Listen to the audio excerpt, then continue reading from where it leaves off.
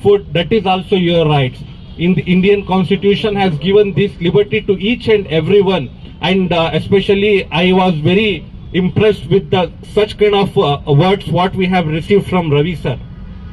What we have not known, because it's not only related to our country or our Bangalore city. Being a law student, we should know what's going on across the country. We need to be aware of the current affairs. As we can see what's happening in the Gaza, what's happening in Ukraine, what's happening in Syria.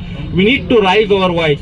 Let it be from a local municipality or state assembly, or it can be the parliament of the Indian parliament. Wherever we find that rights is getting break, we need to raise our voice. We need to be the voice for the voiceless. We just not need only to read out or write the exam of Article 21, Article of 15, right to discrimination. We need to exercise that. We need to execute that. We need to implement that in our daily life. Then only the law will form its soul, or else it's just a mere words in the book.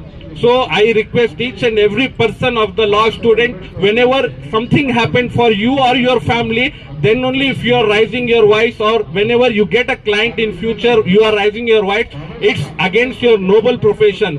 Wherever you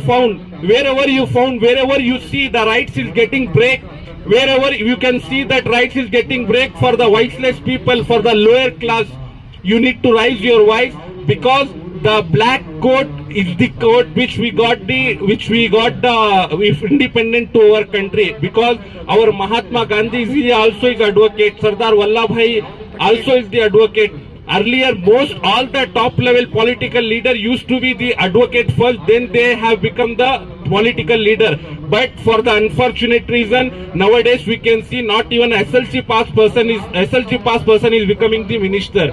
So I encourage all the law students not only to exercise your legal studies in the legal field, to also come in the political field, so that we can get a good leadership and a good governance. Thank you so much. Next